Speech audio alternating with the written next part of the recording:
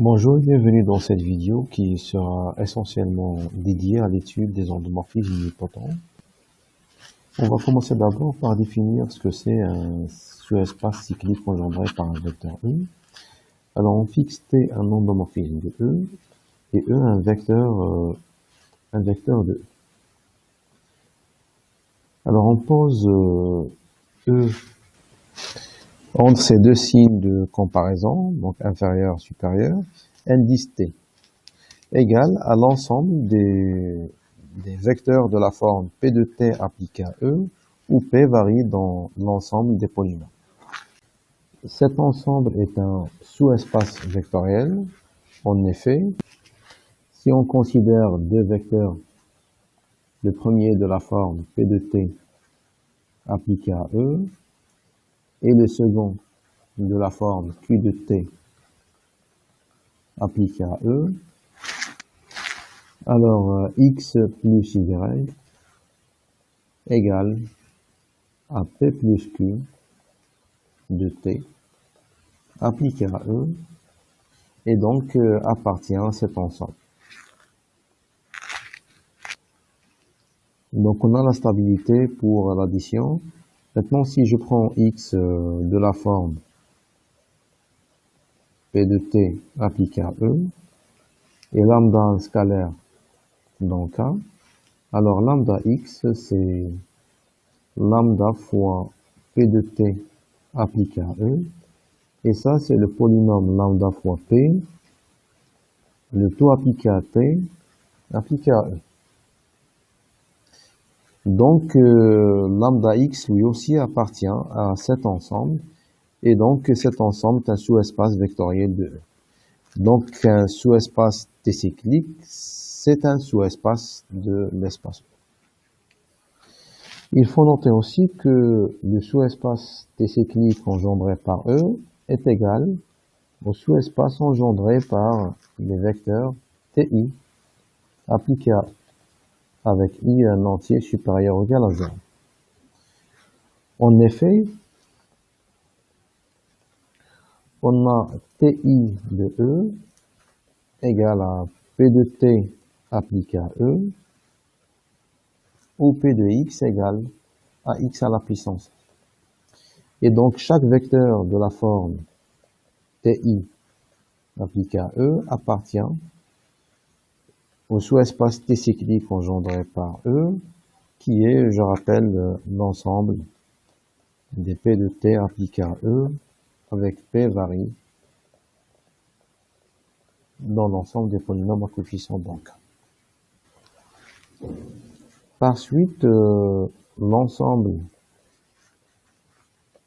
des vecteurs de la forme Ti appliqué à E, avec I supérieur ou égal à 0, est inclus dans le sous-espace T cyclique. Et comme c'est un sous-espace vectoriel, et on sait qu'un sous-espace engendré par une famille est le sous-espace le plus petit qui contient cette famille, alors on obtient que le sous-espace engendré par cette famille de vecteurs est inclus dans le sous-espace T cyclique. Réciproquement, si X est un élément du sous-espace T cyclique, alors X s'écrit comme P de T appliqué au vecteur E, où le polynôme P est un polynôme de la forme alpha 0 plus alpha 1 x plus alpha p x à la puissance p. Et donc P de T, ou bien x, c'est alpha 0, alors c'est l'endomorphisme alpha 0 plus identité plus alpha p t à la puissance p appliqué à E. Et donc x égale à alpha 0 E. Alors E, on peut noter E comme T0 appliqué à E, parce que T à la puissance 0 c'est l'identité, plus alpha 1 T de E, plus alpha P T à la puissance P de E, et ça c'est un vecteur qui appartient au sous-espace engendré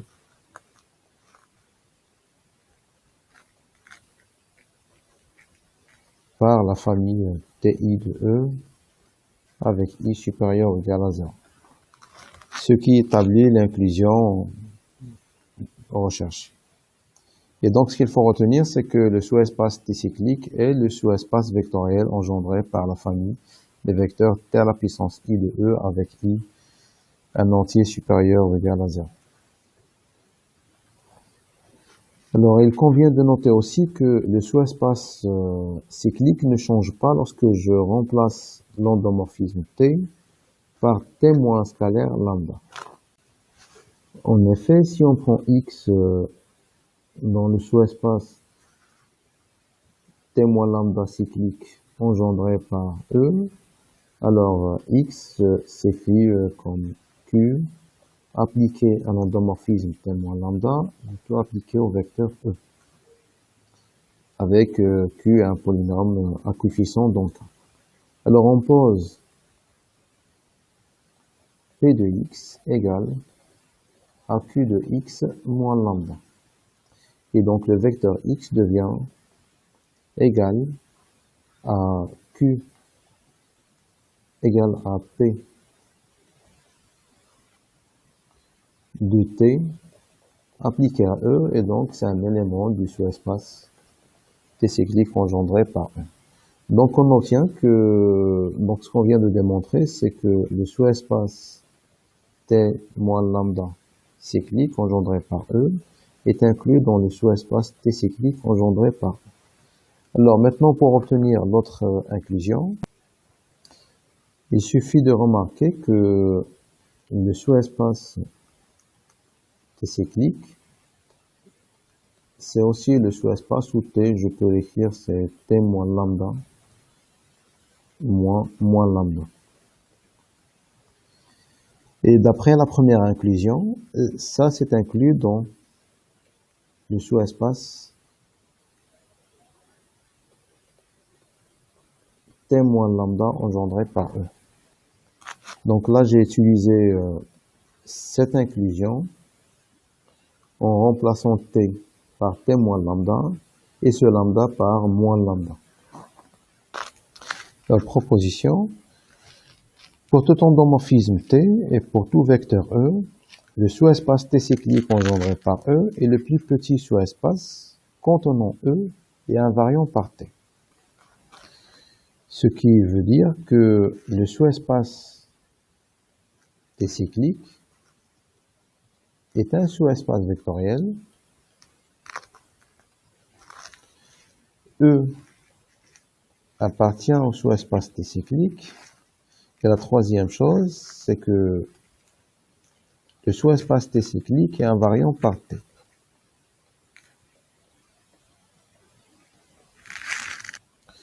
De plus, il est le plus petit sous-espace vectoriel qui vérifie ces deux propriétés, c'est-à-dire qui contient E et qui est invariant par T.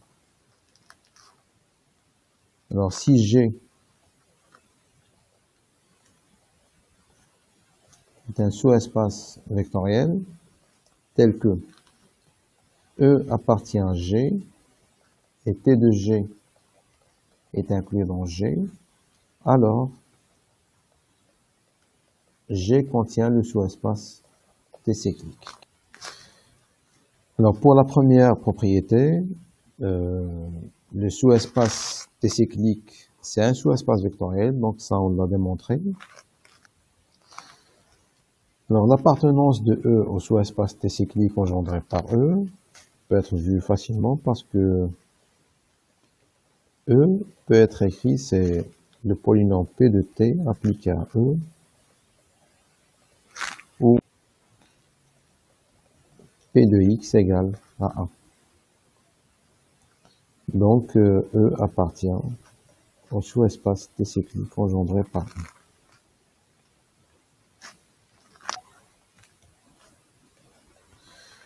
Maintenant, le sous-espace T cyclique est invariant par T. Si on prend X dans le sous-espace T cyclique, alors X s'écrit, c'est Q de T appliqué à E, avec Q un polynôme un coefficient donc.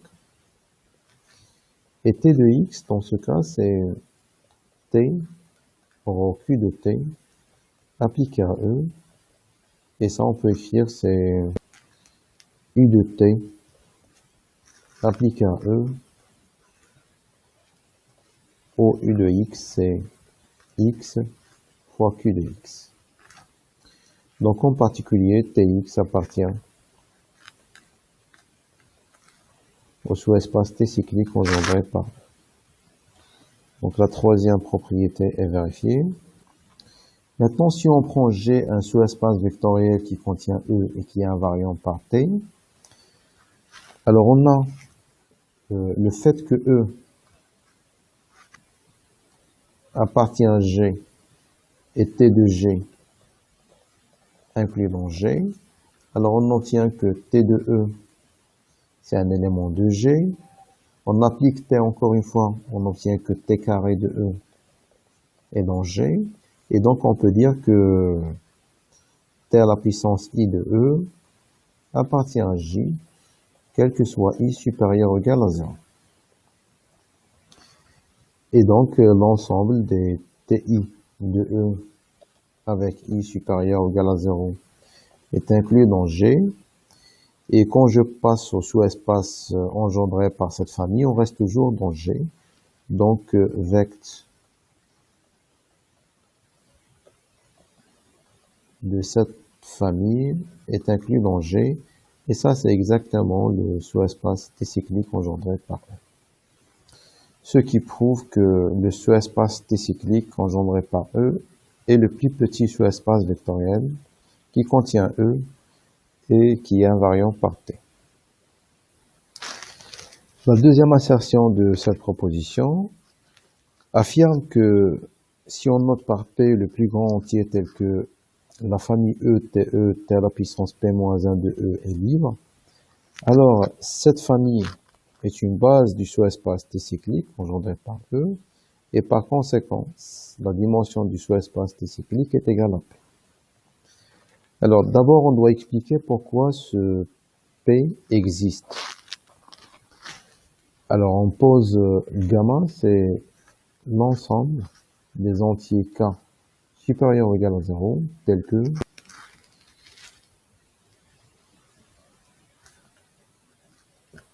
TE, TK-1 de E est libre. Alors, le cas, je le prends supérieur ou égal à 1. Alors, gamma, est inclus dans l'ensemble des entiers positifs. En plus, gamma est différent de l'ensemble vide, car 1 appartient à gamma. Gamma est aussi majoré.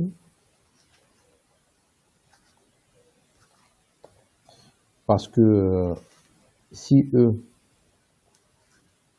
alors si je prends K dans gamma, alors forcément la famille ETE, TK-1E est libre. Et on sait que le cardinal de toute famille libre est inférieur ou égal à la dimension de l'espace. Et le cardinal de cette famille est K, donc on obtient que K est inférieur à la dimension de E. Donc la dimension de E est un majoron de l'ensemble oméga. On pose P égale au max. C'est l'élément maximal de gamma. Maintenant, on pose G, le sous-espace engendré par les vecteurs E, TE, T à la puissance P-1 de E. Il est clair que G est inclus dans les sous-espaces engendrés par les TI de E avec I supérieur ou égal à 0. Et ça, c'est le sous-espace T cyclique. Donc G est inclus dans le sous-espace T cyclique engendré par E. Maintenant, on va démontrer l'autre inclusion. Pour cela, il suffit de démontrer que G est invariant par T et contient le vecteur E. Alors, par définition de G, E se trouve à l'intérieur, parce que G, c'est le sous-espace engendré par E, TE, T à la puissance P-1 de E, donc en particulier contient E.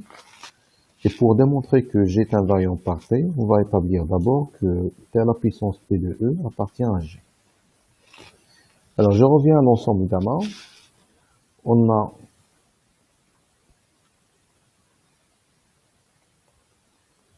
P plus 1 n'appartient pas à gamma, parce que le max de gamma, c'est P.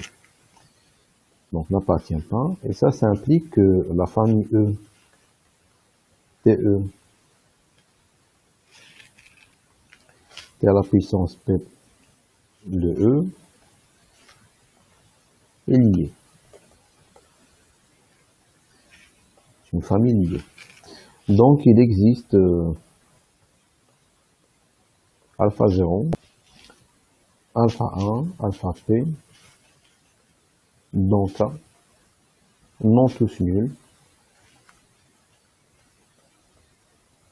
tels que alpha 0 fois E, plus alpha 1 fois TE, plus alpha P fois T à la puissance P de E, égale à 0. Si alpha P est égal à 0, alors on obtient que alpha 0 E plus alpha 1 TE plus alpha P moins 1 T à la puissance P moins 1 de E égale à 0. Or, on sait que la famille E, TE, T à la puissance P moins 1 de E est une famille libre. Parce que P, c'est le max de gamma, et gamma, par définition, c'est l'ensemble des cas tels que E, TE, jusqu'à T à la puissance K moins 1 de E est une famille libre. Donc, cette famille est libre, et donc on obtient que alpha 0 égale à alpha 1 égale à alpha P moins 1 égale à 0. Et en plus, on a le alpha P égale à 0. Ça, ce n'est pas possible parce que les alpha I ne sont pas tous nuls. Il vient donc que alpha P est différent de 0 et T à la puissance P de E égale à moins alpha P à la puissance moins 1 fois alpha 0 E plus alpha 1 TE plus alpha P moins 1 T à la puissance P moins 1 de E. Et ça, bien sûr, c'est un élément de G. Donc, il appartient à G qui est le sous-espace vectoriel engendré par E, TE, T à la puissance P moins 1 de E.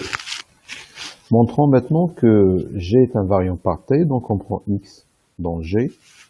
Alors, ce X s'écrit comme combinaison linéaire de E, TE, T à la puissance P moins 1 de E. Maintenant, on applique I, T, ça donne Tx égale à alpha 0 TE plus alpha 1 T carré E plus alpha P moins 2 T à la puissance P moins 1 de E plus alpha P moins 1 T à la puissance P de E. Alors, cette somme appartient à G parce que c'est une combinaison linéaire de TE, T carré, E, T à la puissance P moins 1 de E. Et le dernier vecteur, on vient de démontrer qu'il est aussi dans G. Et donc la somme reste dans G. Maintenant, G contient E, et c'est un sous-espace invariant de T, par T. Donc on obtient que G contient le sous-espace T cyclique.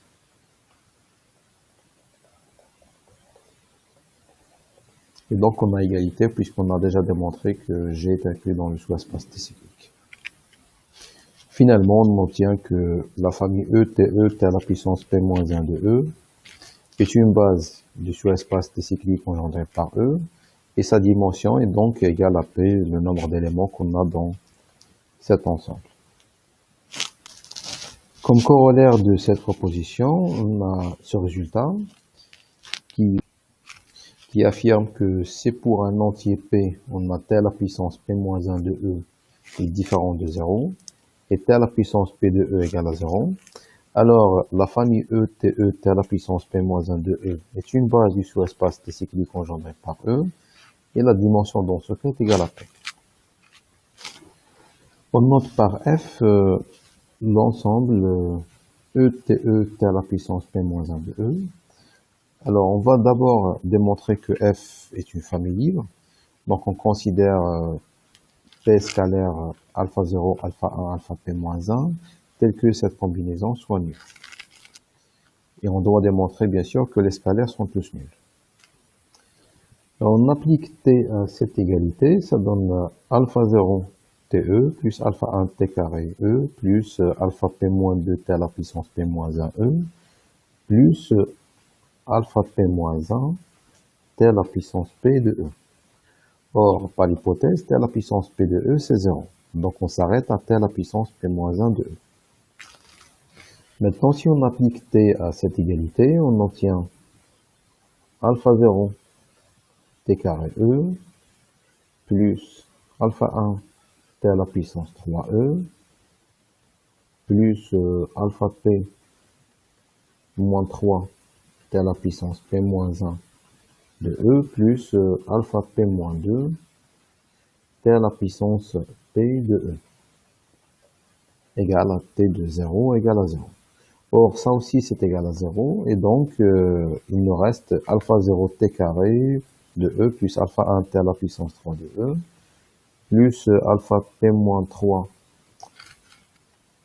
t à la puissance p moins 1 de e égale à 0. Donc ça pour i égale à 2. Maintenant, on peut formuler que pour i égale à k, on a alpha 0 t à la puissance k de e plus alpha 1 t à la puissance k plus 1 de e plus alpha p moins k moins 1 t à la puissance p moins 1 de e égale à 0. Alors, lorsque k égale à 0, on retrouve la première égalité, c'est-à-dire alpha 0e plus alpha 1 te plus alpha p moins 1 t à la puissance p moins 1 de e. Pour i égale à 2, par exemple, ça donne alpha 0 t carré e plus alpha p moins 3 t à la puissance p moins 1 de e égale à 0. Maintenant, en remplaçant k par p moins 2, on obtient alpha 0 t à la puissance p moins 2 de e plus alpha 1 t à la puissance p moins 1 de e égale à 0. De même pour i égale à p moins 1, alors ça donne alpha 0 t à la puissance p moins 1 de e. Donc c'est alpha 0 t à la puissance p moins 1 de e. Maintenant, du fait que ça c'est différent de 0, je parle de t à la puissance p moins 1 de e est différent de 0, on obtient forcément que alpha 0 égale à 0. On remplace dans la deuxième, alpha 0 égale à 0, donc il nous reste alpha 1 t à la puissance p moins 1 de e égale à 0. Toujours t à la puissance p moins 1 de e différent de 0 implique que alpha 1 égale à 0. Et de proche en proche, on démontre que tous les scalaires sont nuls, donc on démontre que alpha p moins k moins 1 égale à 0, alpha p moins 3 égale à 0, alpha p moins 2 égale à 0, et alpha p moins 1 égale à 0. La famille E, TE, t à la puissance p moins 1e est donc libre. En plus, pour k supérieur à p, on a t à la puissance p de e égale à 0. Et donc p constitue l'élément maximal de la famille des entiers j supérieur égal à 1, tel que e, t à la puissance g moins 1e est libre. Il vient donc par la proposition précédente que la famille ETE t à la puissance p moins 1 de e est une base du sous-espace T cyclique, et la dimension de ce sous-espace est égale à P. Alors, on appelle matrice de Jordan toute matrice de cette forme. Donc c'est une matrice carrée, où sur la diagonale, il y a une seule valeur lambda, et sur la surdiagonale, il n'y a que des 1. Et en dehors de ces deux-là, on n'a que des 0. Donc cette matrice est notée par GR lambda. Alors R, c'est la taille de la matrice, et lambda, c'est la valeur qui se trouve sur la diagonale. On appelle matrice réduite de Jordan toute matrice de cette forme. Donc c'est une matrice carrée, diagonale par bloc, où sur la diagonale se trouvent des matrices de la forme des matrices de Jordan. GR1 lambda 1, GR2 lambda 2, GRK lambda 4.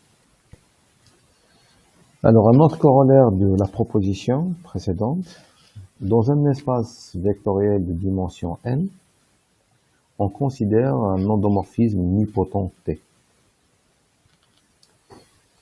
Alors s'il existe un vecteur E tel que E soit le sous-espace T cyclique engendré par E,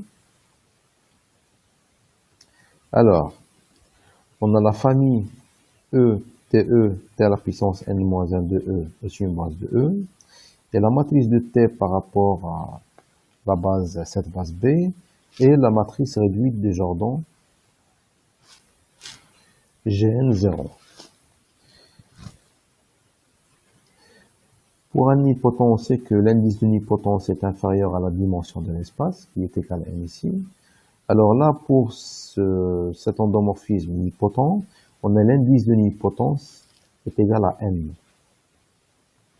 De plus, pour k compris entre 1 et n-1, on a l'image de t à la puissance k est engendrée par, et le sous-espace engendré par t à la puissance k de E, t à la puissance k plus 1 de E, jusqu'à t à la puissance n-1 de E, et le noyau de t à la puissance k est le sous-espace engendré par les vecteurs t à la puissance n-k de E, t à la puissance n-k plus 1 de E, t à la puissance n-1 de E. En particulier, on a le rang de t à la puissance k est égal à n-k, ça correspond au nombre de vecteurs qu'on a dans cet ensemble. Donc là, on a n-k vecteurs. Dans le noyau de t à la puissance k, on a k vecteurs, et donc la dimension du noyau de t à la puissance k est égale à 4. Donc pour démontrer que B est une base de E, il suffit de se rappeler que pour n'importe quel endomorphisme T, et pour tout vecteur E, on a le sous-espace T cyclique engendré par E,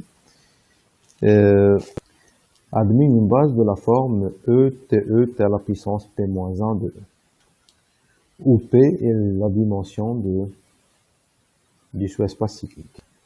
Il vient donc que la famille E, TE, T à la puissance n-1 de E est une base de E parce que dimension de E est égale à n, tout simplement.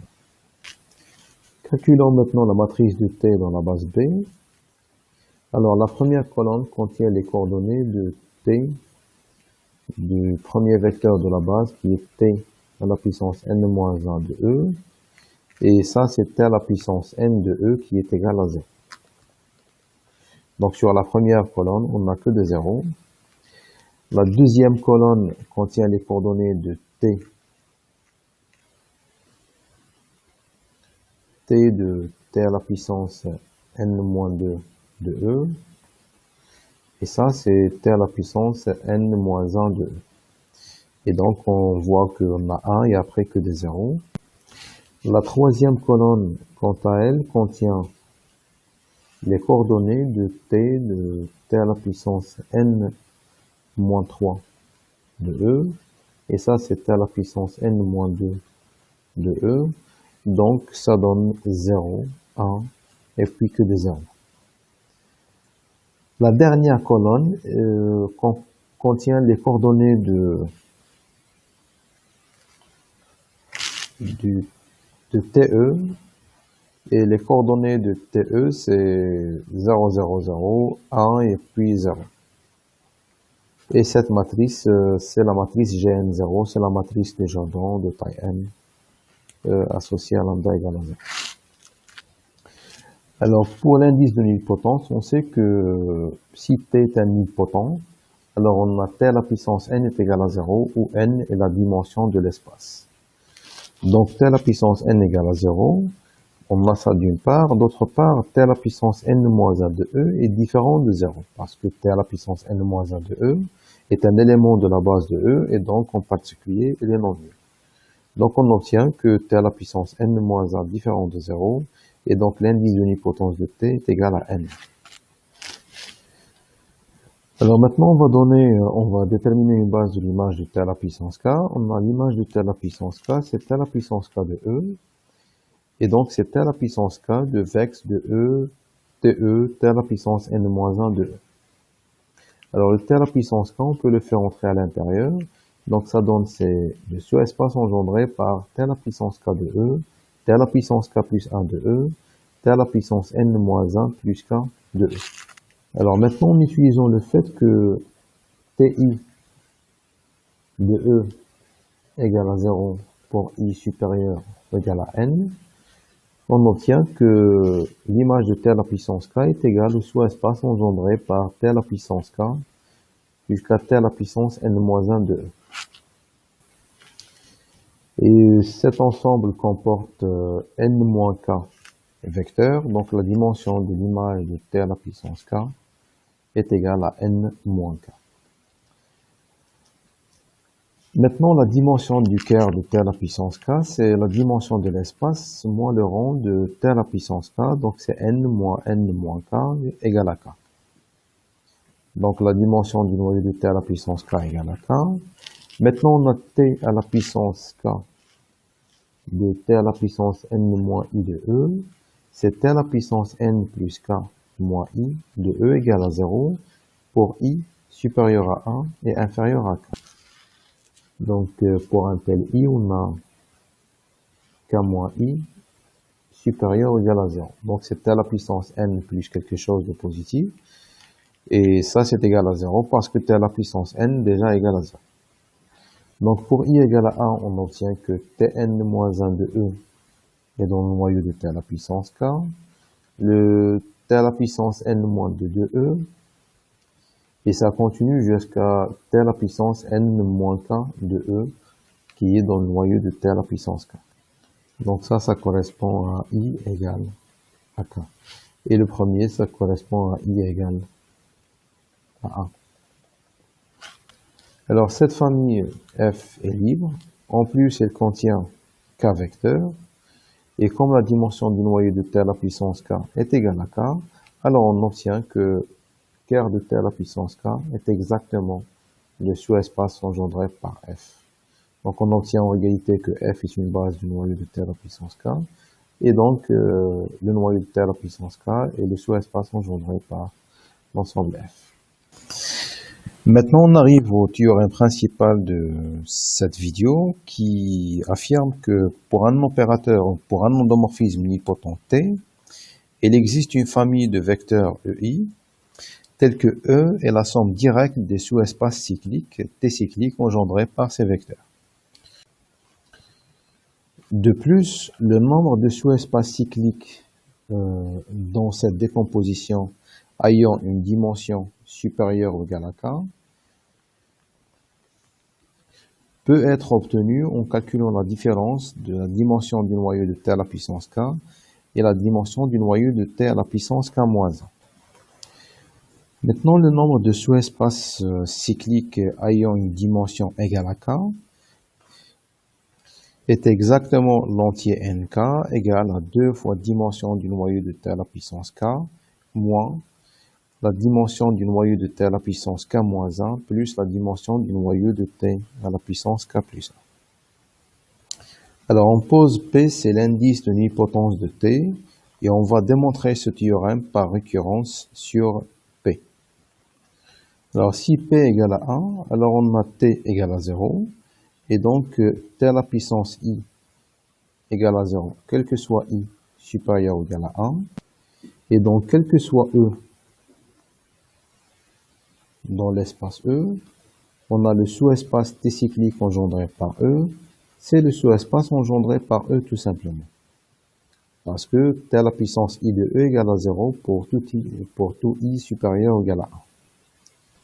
Maintenant, si on considère Fi une base de E, alors on a E, c'est vect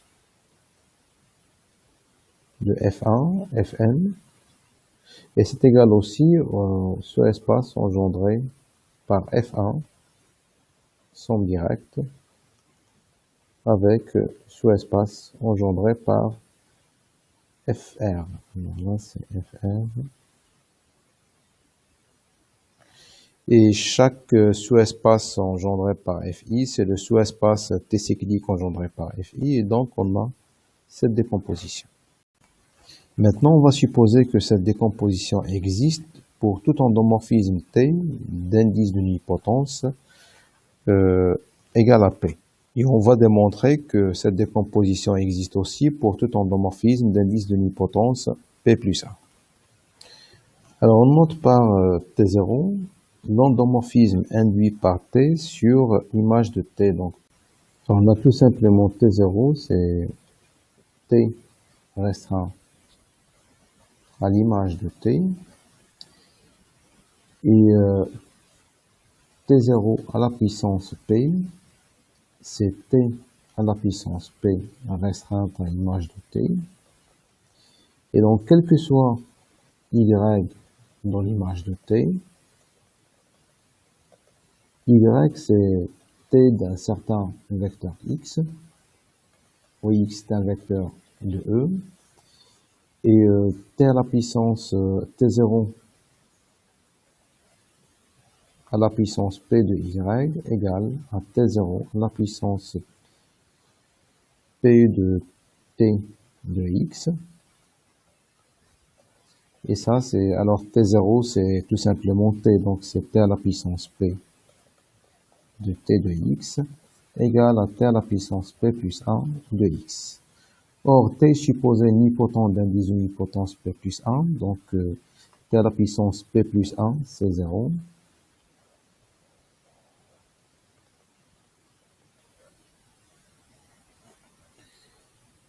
Et donc, T0 à la puissance P égale à 0. Maintenant, le fait que T à la puissance P est différent de 0,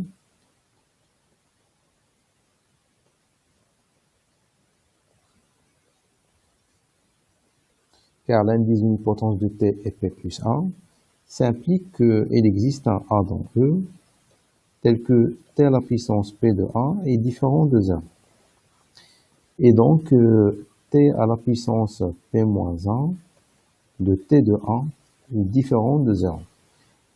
Et donc, ça implique en particulier que T0 à la puissance P moins 1 est différent de 0.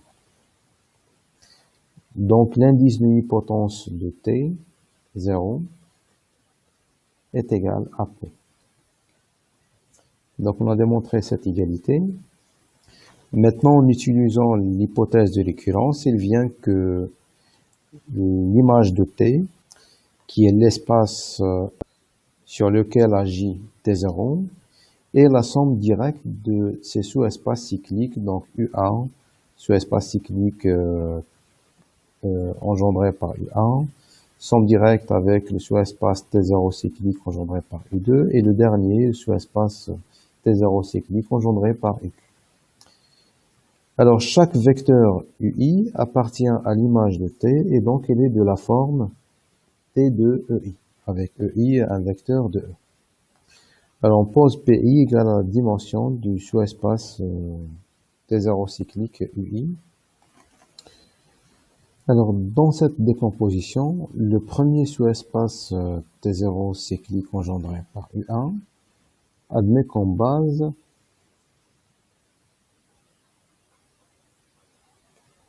U1, T de U1, et le dernier vecteur, T à la puissance P1 moins 1 de U1.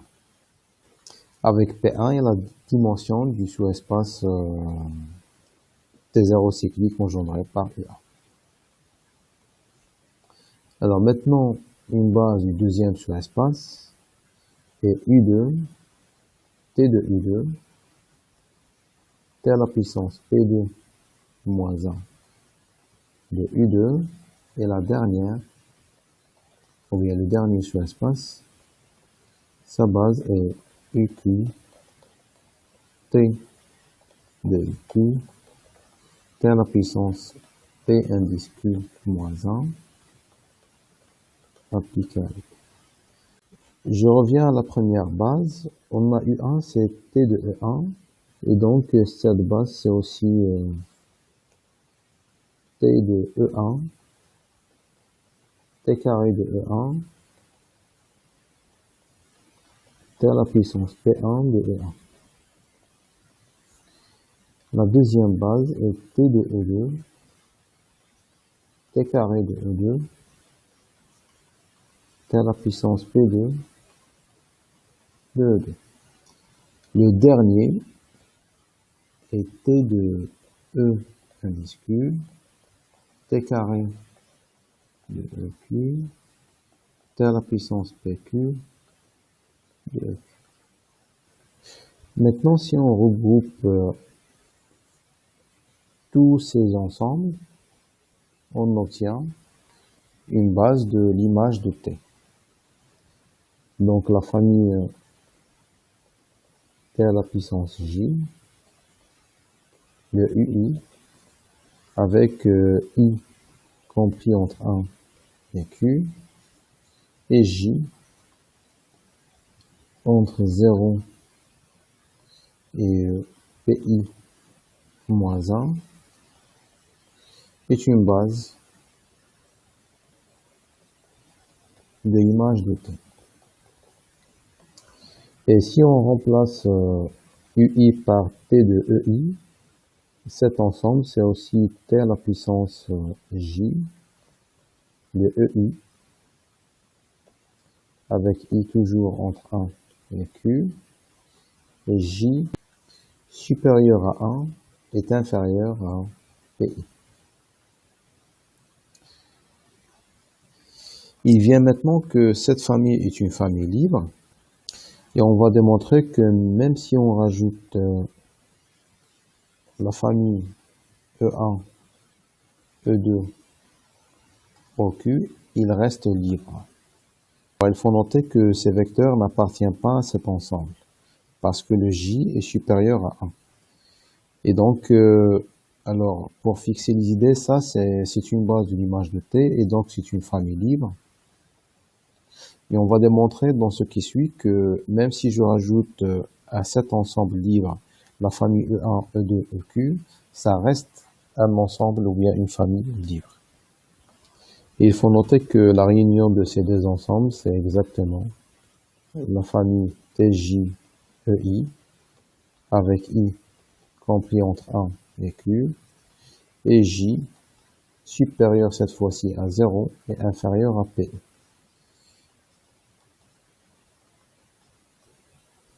Donc, il s'agit de démontrer que cet ensemble est libre.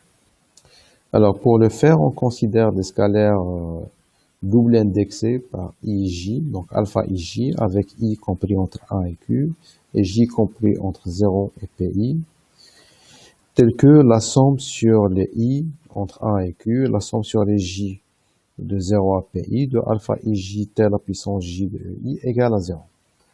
Alors, on applique T ici. Ça donne T de cette somme égale à 0. Et T de cette somme, comme l'application linéaire, je peux faire entrer T à l'intérieur. Donc, c'est la somme sur les I, la somme sur les J de alpha IJ, T à la puissance G plus 1 de EI. Donc, égale à la somme sur les I de A à Q, la somme sur les J de 0 à PI, de alpha IJ, fois T à la puissance J de UI. Maintenant, si je note S, l'endomorphisme induit par T sur le sous-espace T0 cyclique engendré par I. Alors, S nilpotent. Et donc, S à la puissance, la dimension du sous-espace cyclique qui est égal à PI est égal à 0. Et donc, en particulier, S à la puissance PI de UI égale à 0. Or, S, ce n'est rien d'autre que T. Donc, T à la puissance PI de UI égale à 0. Et donc, cette somme devient la somme sur les i allant de 1 à q et les j de 0 à pi moins 1. Parce que pour j égale à pi, ça donne 0. De alpha ij, t à la puissance j de i égale à 0. Or, cette famille est libre.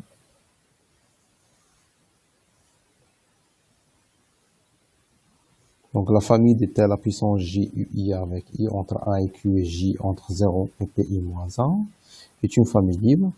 Il vient donc que alpha ij égale à 0 pour i entre 1 et q. Donc, ça, ce n'est pas r, c'est q. Et j entre 0 et pi moins 1. Alors, on remplace ici, on obtient la somme de 1 à q de alpha i pi de t à la puissance pi de e i égale à 0.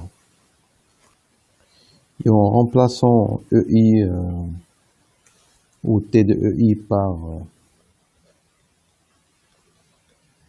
ui, on obtient la somme de 1 à q de alpha i pi t à la puissance pi moins 1 de ui égale à 0. D'autre part, les vecteurs de la forme t à la puissance pi moins 1 de ui forment un sous-ensemble de cet ensemble qui est une famille libre. Et donc, la famille des vecteurs t à la puissance pi moins 1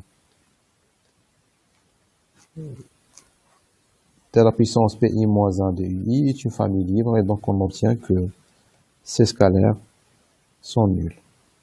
Et donc on a démontré que alpha ij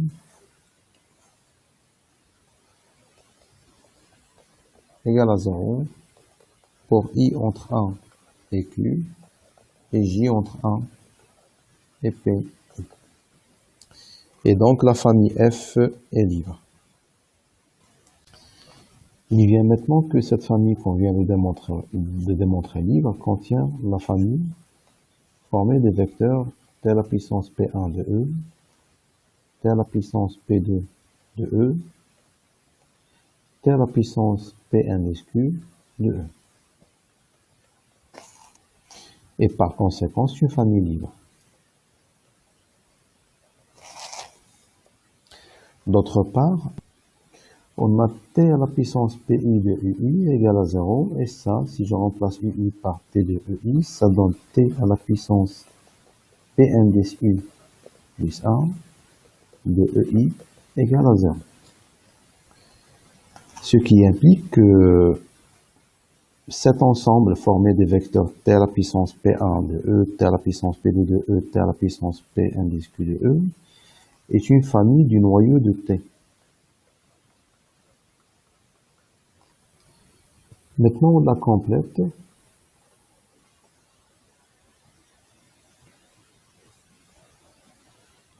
par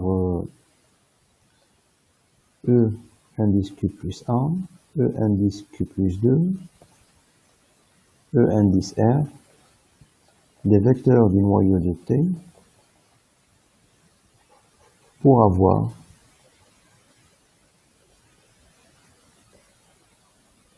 une base du noyau de T. Avec R, c'est égal à la dimension du noyau de T. Alors pour J compris entre Q plus 1 et R, on pose PJ égale à 0. On note aussi B1, l'ensemble des T à la puissance J appliqué à I, avec I compris entre 1 et Q, et J entre 0 et PI moins 1. Donc J est strictement inférieur à PI, donc ça veut dire que J est inférieur ou égal à PI moins 1. Alors il faut noter ici que B1 est inclus dans l'ensemble F, qui est égal à l'ensemble des vecteurs de la forme T à la puissance J appliqué à EI, avec I compris entre 1 et Q, et J entre 0 et PI. Alors, BA est inclus dans cet ensemble F. Et cet ensemble F, évidemment, on a démontré qu'il est libre, donc BA est en particulier libre. Quant à l'ensemble B2, c'est T à la puissance PI de EI, avec I compris entre 1 et R. Alors cet ensemble, c'est T à la puissance P1 E1, T à la puissance PQ E1, et après, à partir de Q plus 1, on a P à la puissance J est égal à 0, et donc le T à la puissance PJ, c'est l'identité. Et donc là, je vais avoir E Q plus 1, ER. Et cet ensemble, bien sûr, est une base du noyau de T. Donc, base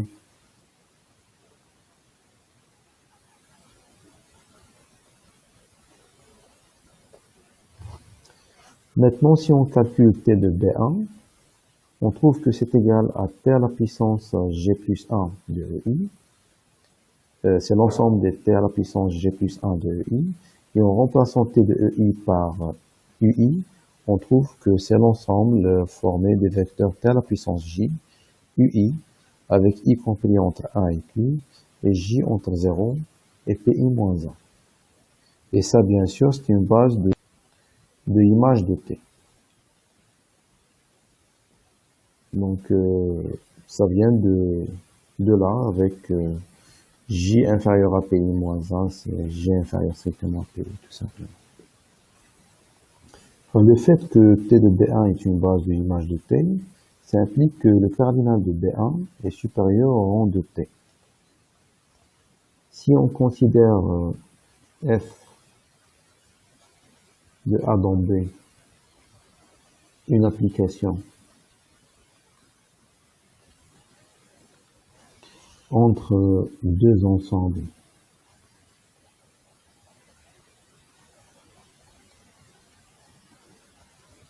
finis,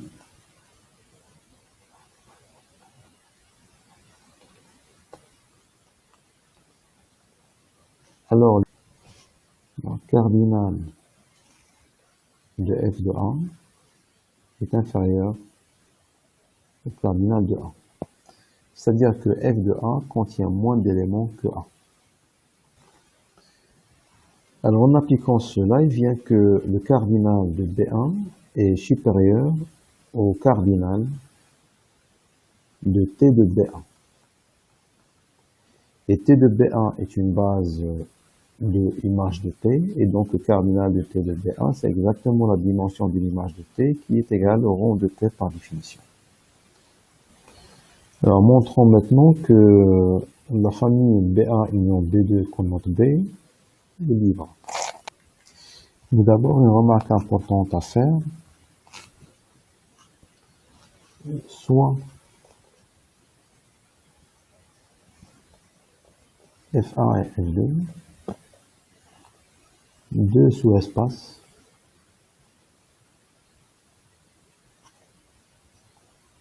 vectoriels d'un espace vectoriel E. Et B1, B2, deux familles libres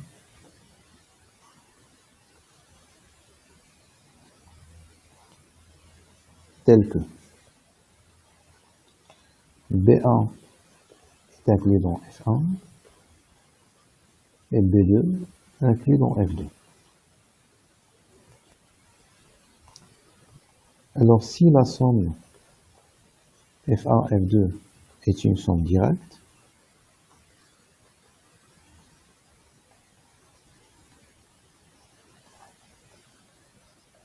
alors B1 union B2 est une famille.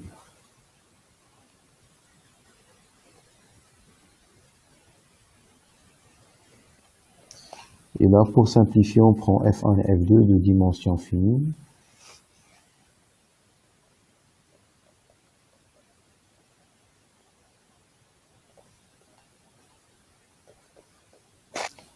Alors pour le démontrer, c'est très facile. Alors je fixe les éléments de B1, c'est E1 jusqu'à EK par exemple, et les éléments de B2 de la forme F1, Fp.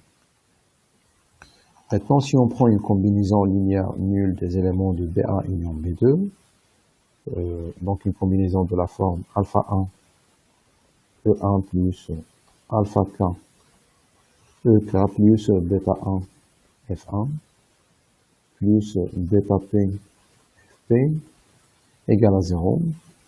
Alors ça implique que alpha 1, E1, plus alpha K, EK, égale à moins bêta 1, F1, plus bêta P, Fp. Alors, le premier vecteur, c'est une combinaison linéaire DEI, qui sont des éléments de B1, qui est lui-même inclus dans F1, qui est un sous-espace vectoriel, donc la somme reste dans l'espace vectoriel F1. Le deuxième, c'est une combinaison linéaire des FI, qui sont des vecteurs de F2, et donc la combinaison linéaire est dans F2. Donc, ce vecteur appartient à F1 inter F2, qui est par hypothèse égal à 0 parce que la somme est directe.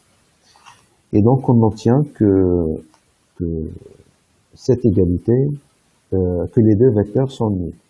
Alors les deux vecteurs sont nuls. Maintenant en utilisant le fait que B1 est libre, on obtient que les alpha i sont tous nuls. Et la même chose, on a F2 est libre, et donc les FI sont tous nuls aussi. Donc on obtient que la famille B1 union B2 est libre. Alors on revient maintenant à la preuve du théorème. On a la famille B1 est libre, parce que c'est un sous-ensemble de F, et on a démontré que cet ensemble est libre, donc B1 est libre. B2 est une base du noyau de T, donc en particulier c'est une famille libre. Maintenant pour établir que B1 union B2 est libre, il suffit de démontrer que la somme du sous-espace engendré par B1 et du sous-espace engendré par B2 est une somme directe.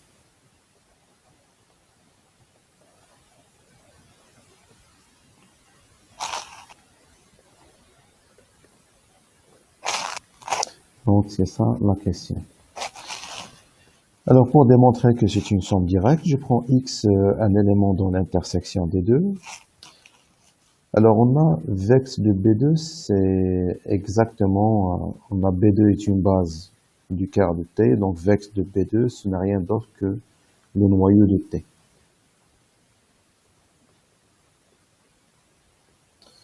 Et donc x appartient au noyau de T, donc T de x égale à 0. Maintenant, le fait que x appartient à vex de P1, ça veut dire que je peux écrire x comme combinaison de vecteurs appartenant à B1, donc c'est la somme sur les E appartenant à B1 d'un scalaire alpha indice E fois E. Maintenant, on applique T à ce x, ça donne la somme sur les E appartenant à B1 de alpha E TE. Or, T de B1 est une base de l'image de T, et donc c'est une famille libre, et donc on obtient que tous les scalaires alpha E sont nuls. Et donc on obtient que le vecteur x est égal à 0. Il vient donc que B1 union B2 est une famille libre. Maintenant, pour démontrer que cette famille est une base de E, il suffit de démontrer que le cardinal de B égale à la dimension de l'espace. Alors on a par la formule du rang la dimension de E, c'est le rang de T plus la dimension du noyau de T. Et on a le rang de T est inférieur au cardinal de B1, donc on a cette inégalité, le rang de T est inférieur au cardinal de B1, et la dimension du noyau de T est exactement le cardinal de B2, parce que B2, je le rappelle, c'est une base du noyau de T.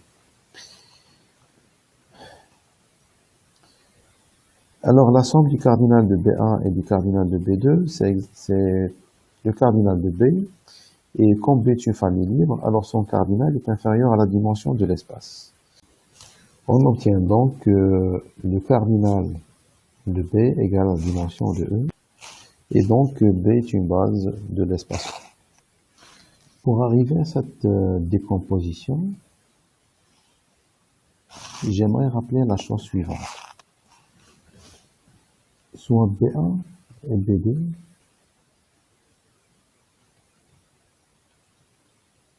deux ensembles finis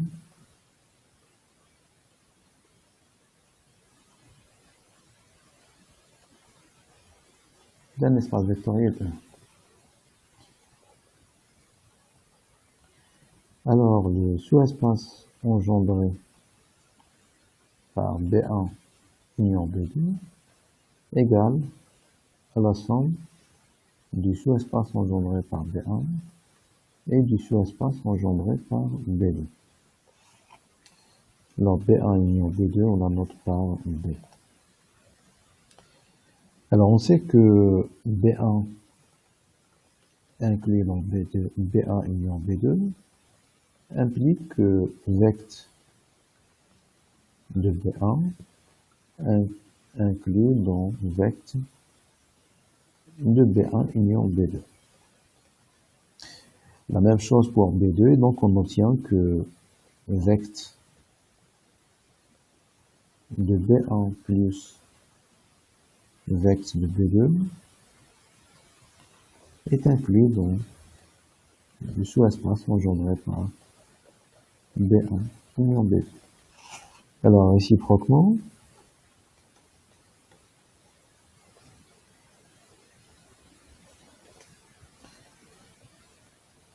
soit X un élément du sous-espace engendré par B1 union B2. Alors, X, on peut l'écrire, c'est la somme, c'est une somme finie sur les éléments de B, avec B c'est B1 union B2, d'un scalaire alpha E fois E. Et donc, c'est égal, alors je vais séparer cette somme en deux. C'est la somme sur les E appartenant à B1 de alpha E fois E, plus la somme sur les E appartenant à B moins B1 de alpha E, E. Or, B moins B1, c'est inclus dans B2. Si je prends un élément dans B qui est B1 union B2 et qui n'appartient pas à B1, alors forcément il est dans B2. Et donc cette somme, ou bien X appartient, le premier vecteur est dans le sous-espace engendré par B1, et la seconde somme est dans le sous-espace engendré par B2, ce qui établit l'égalité. Alors, cette égalité peut être généralisée à plusieurs sous-ensembles. Alors, par exemple, si je considère trois ensembles, B1, B2, B3, alors on a vect de B1 union B2 union B3,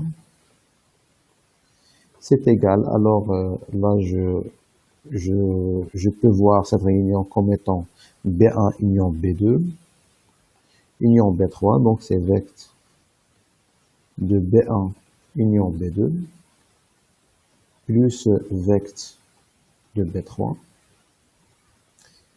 Et là, je peux séparer vect B1 union B2, ou bien je peux écrire vect de B1 union B2 comme étant la somme du sous-espace engendré par B1 et le sous-espace engendré par B2.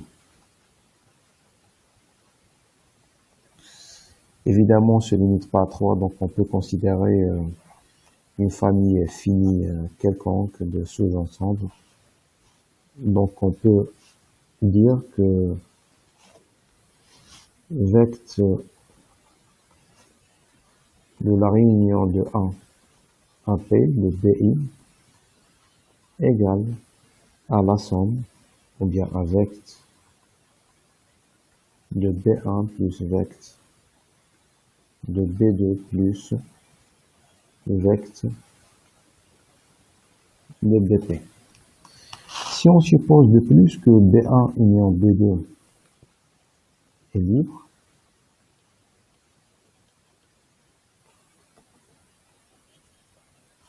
alors le sous-espace engendré par B1 union B2 est la somme directe du sous-espace engendré par B1 et du sous-espace engendré par B2.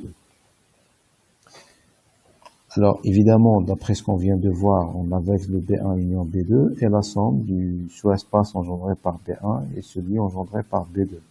Maintenant, pour avoir la somme directe, il suffit de démontrer que l'intersection du sous-espace engendré par B1 et de celui engendré par B2 est réduite à 0.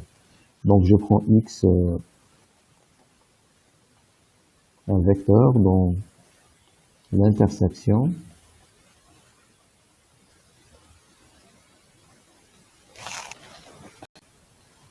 si on note les éléments de B1, E1, EP, et les éléments de B2 par EP plus 1 et EQ, alors le fait que X appartient au sous-espace engendré par B1, il vient que X c'est la somme de alpha I de I avec I allant de 1 à P. Et le fait que X appartient à B2, alors X c'est aussi la somme de P plus 1 à Q de alpha I EI. Et donc la somme de alpha I EI avec I allant de 1 à P, moins la somme de P plus 1 à Q alpha I EI égale à 0, ce qui implique que la somme de 1 à Q de bêta I EI égale à 0, en posant bien sûr BI égale à alpha I si I est entre 1 et P, et moins alpha I si I est supérieur à P plus 1 et inférieur à Q. Maintenant, nous utilisons le fait que B est une famille libre, avec B c'est, ou bien B1 union B2 est une famille libre, avec B1 union B2 c'est la famille formée de vecteurs E1, E2 jusqu'à Q.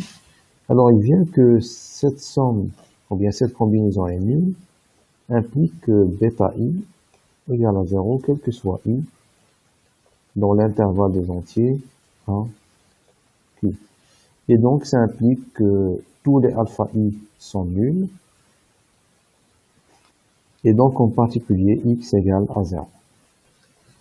Alors, on note que cette décomposition est valable pour n'importe quelle famille finie de ces ensembles. Alors, pour trois ensembles, B1, B2, B3, avec évidemment la condition que B1 union B2 union B3 est une famille libre, égale. Alors là, on peut utiliser ce qu'on vient d'établir, que ça c'est vect de B1 union B2 sont directs avec le sous-espace engendré par B3, et donc c'est égal le sous-espace engendré par B1 sont directs avec le sous-espace engendré par B2 sont directs avec le sous-espace engendré par B3. Maintenant, si on considère une famille finie B1, B2, BP, avec la condition que cette réunion donne une famille libre,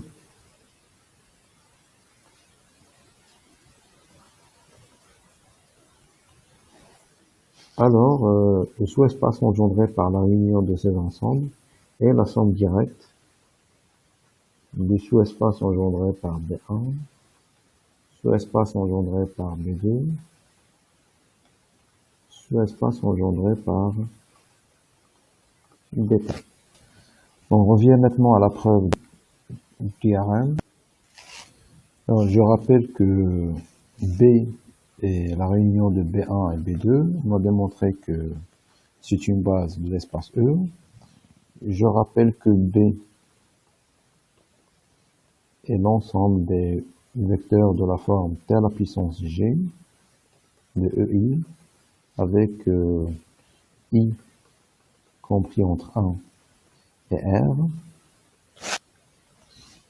et J compris entre 1 et P. Donc E égale au sous-espace engendré par B. De plus, B, on peut l'écrire, c'est la réunion des FI avec I allant de 1 à Q, à R, pardon, où FI est l'ensemble des vecteurs de la forme T à la puissance G de EI avec J compris entre 1 et P. Alors E est le sous-espace engendré par B. B, c'est la réunion des FI. Et donc, par ce qu'on vient de voir tout à l'heure, on a E est la somme directe des sous-espaces engendrés par les FI. Et FI, c'est exactement cet ensemble. Alors là, c'était juste une faute d'inattention. Donc, il n'y a pas de I compris entre 1 et Q. Donc, c'est l'ensemble qui se trouve à l'intérieur, c'est exactement FI.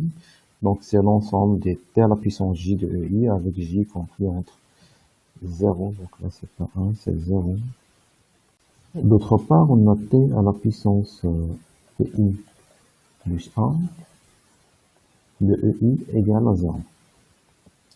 Évidemment, T à la puissance PI de EI différent de 0 parce que c'est un élément de cet ensemble, de l'ensemble B. Évidemment, l'ensemble B, c'est un ensemble, c'est une famille libre, et donc tous ces vecteurs sont forcément non libres.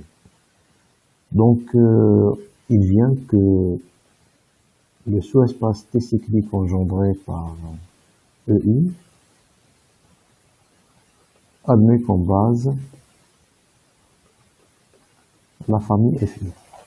Où FI, c'est cette famille T à la puissance GEI avec J compris entre 0 et P. Alors E est la somme directe des sous-espaces engendrés par les FI. Et les sous-espaces engendrés par les FI sont exactement les sous-espaces T cycliques engendrés par les FI. Donc la décomposition de E en somme directe de sous-espace T cyclique est établie. Maintenant, on va démontrer que cette différence représente le nombre de sous-espaces T cycliques de dimension supérieure ou égale à K présents dans cette décomposition. Alors, pour I compris entre 1 et R, on pose TI, l'endomorphisme induit par T, sur le sous-espace T cyclique engendré par E. Et on pose NI, la dimension du sous-espace T cyclique engendré par E. Alors, pour K supérieur à NI, on a TI à la puissance K, c'est 0. Et par conséquent, le noyau de TI à la puissance K est l'espace de temps phi, qui est dans ce cas le sous-espace cyclique engendré par E. Si K est inférieur strictement à NI, qui est égal aussi à l'indice de nidipotence de TI, on a la dimension du noyau de T à la puissance K égale à K. Ça vient de ce corollaire. Donc si T est un endomorphisme nidipotent et tel que E et le sous-espace T cyclique engendré par un vecteur E, alors on a la dimension du noyau de T à la puissance K égale à K, pour K inférieur à n-1. Et n, c'est la dimension de l'espace. Alors on fixe K un entier supérieur ou égal à 0. Alors dimension du noyau de T à la puissance K égale à la somme de A à R de la dimension du noyau de T indice I à la puissance K. En effet, si on a E et la somme directe de R sous espace vectoriel. T est un endomorphisme de E.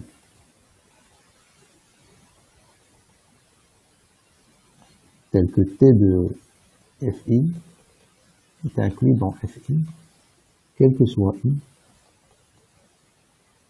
dans l'intervalle des entiers compris entre 1 et R. Alors, le noyau de T est la somme directe du noyau de T restreint F1, somme directe avec le noyau de T restreint F2, somme directe avec le noyau de T restreint Fr. Et image de T égale à T de F1, somme directe avec T de F2, T de Fk ou Fr. Évidemment, T de Fi, c'est l'image de T restreint à Fi. Alors, on note la première égalité par 1 et la seconde par 2. Alors, pour établir 1, on remarque d'abord que le noyau de T restreint à Fi est inclus dans le noyau de T. Et donc, la somme de A à R du quart de T restreint à Fi est un sous-espace du noyau de T. Et réciproquement, si on prend X dans le noyau de T, alors X se décompose comme somme de X1, X2, XR, où XI est un élément de Fi. Parce que tout simplement, E est la somme directe de F1, F2, Fr. Maintenant, T de X égale à 0, et T de X égale à T de X1 plus T de X2 plus T de X indice R. Et comme la somme de Fi est une somme directe, alors on obtient forcément que T de Xi égale à 0, quel que soit I, entre 1 et R. Donc, Xi appartient au quart de T restreint à Fi, et donc X est un élément de la somme de A à R des noyaux de T restreint à Fi. Et donc on obtient que le noyau de T est la somme du noyau de T restreint à F1 plus noyau de T restreint à F2 plus noyau de T restreint à Fr. D'autre part, le noyau de T restreint à F1 est un sous-espace de F1, le second c'est un sous-espace de F2 et le dernier c'est un sous-espace de Fr. Et comme E est la somme directe de F1, F2, Fr, alors si je prends X, ou bien si je prends X, une famille de vecteurs X1, X2, XR, égale à 0, avec xi dans le noyau de T restreint Fi, et du fait que le noyau de T restreint Fi est un sous-espace de Fi, et que la somme des Fi est une somme directe, alors on obtient que xi égale à 0, quel que soit i, entre 1 et n. Et donc, la somme des noyaux est une somme directe.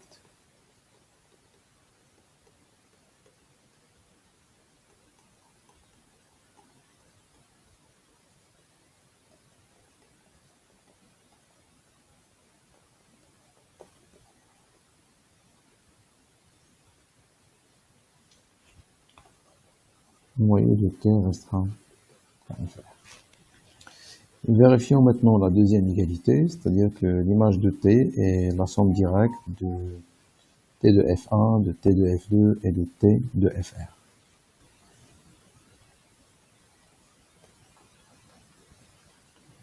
Alors on a F1 plus F2 plus FR. Par définition, c'est l'ensemble des combinaisons x1 plus x2 plus xr, tel que xi appartient à fi pour i compris entre 1 et r.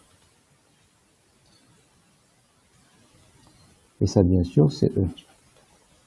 Donc l'image de t, c'est t de f1 plus f2 plus fr, et donc c'est t de x1 plus x2 plus xr avec xi dans fi et le i est compris entre 1 et r. Alors comme t est linéaire, alors ça c'est t de x1 plus t de x2 plus t de xr avec toujours xi dans fi et 1 et i compris entre 1 et r. Donc égal à l'ensemble des vecteurs de la forme y1. Alors je remplace tx1 par y1, tx2 par y2, txr par yr, avec yi appartient à t de fi et i entre 1 et r. Donc c'est t de f1 plus t de f2 plus t de fr. Alors maintenant, pour démontrer que cette somme est une somme directe, il suffit de prendre une combinaison nulle de cette forme.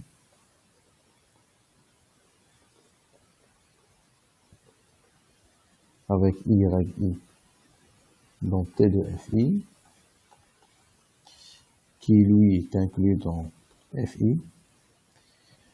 Alors du fait que la somme des fi est une somme directe, on obtient que yi égale à 0, quel que soit i, et donc la somme est directe. L'image de t égale à t de f1, somme directe avec t de f2, somme directe avec t de fr. Alors on revient à la preuve du théorème. On a E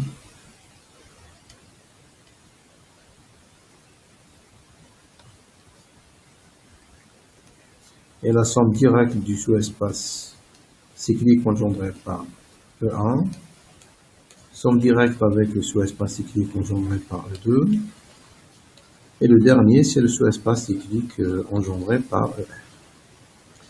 Alors on a T du sous-espace cyclique engendré par T est inclus dans sous-espace cyclique engendré par T, parce que le sous-espace cyclique est toujours invariant par T. Et donc on a T à la puissance K du sous-espace cyclique est inclus dans le sous-espace cyclique engendré par F. Et donc on obtient que le noyau de T à la puissance K égale au noyau de T1 à la puissance K, somme directe, noyau de TR à la puissance K. Et donc la dimension du noyau de T à la puissance K, c'est la somme des noyaux des TI à la puissance K. Maintenant, on va séparer cette somme en deux.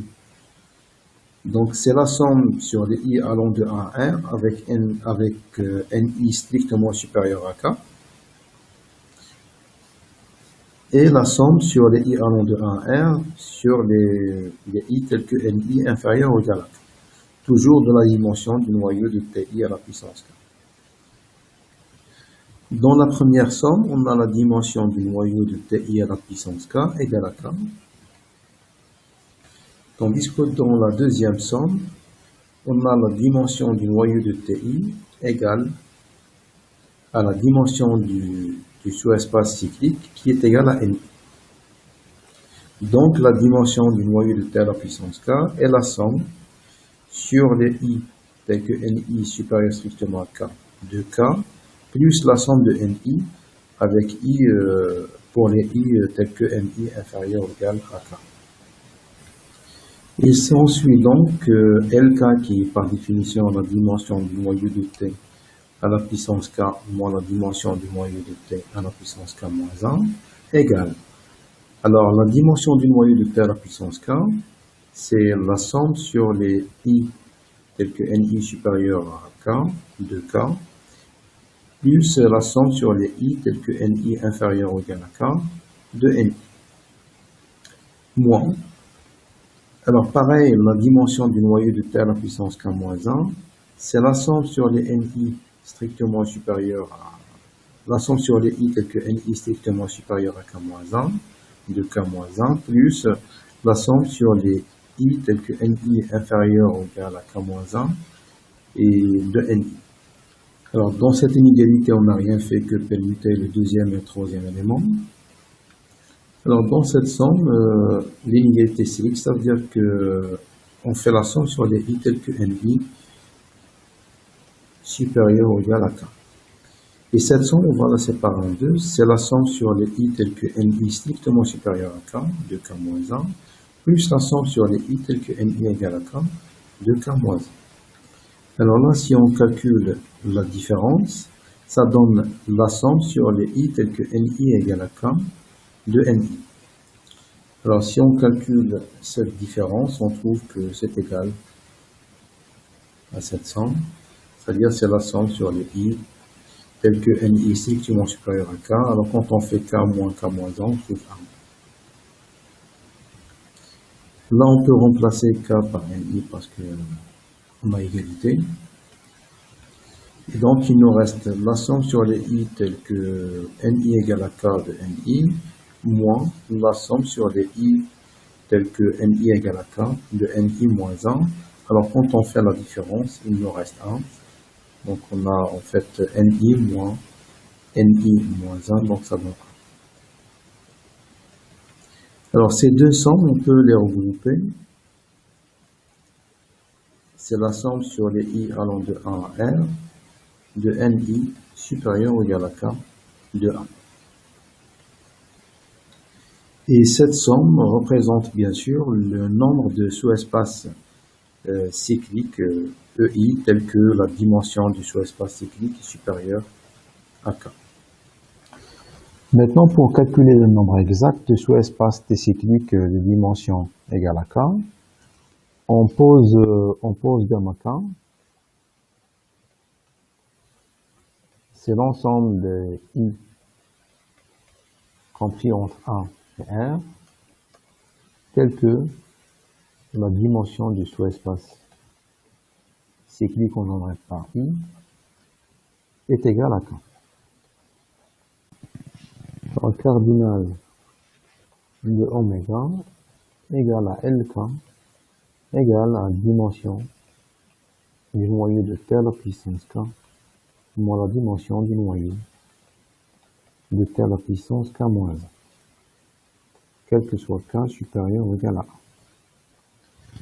Alors, on introduit aussi l'ensemble suivant, l'ensemble gamma K, des entiers I entre 1 et R, tel que la dimension du sous-espace cyclique engendré par EI est égale à K. Alors, évidemment, gamma K, c'est oméga K moins oméga K plus 1.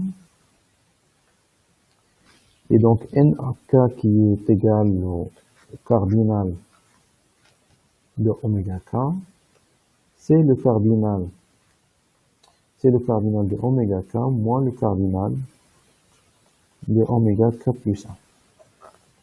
Donc, égal à la dimension du noyau de T à la puissance K moins la dimension du noyau de T à la puissance K moins 1 moins la dimension du noyau de T à la puissance K plus 1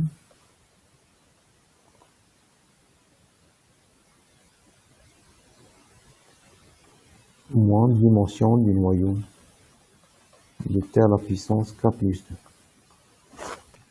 égale,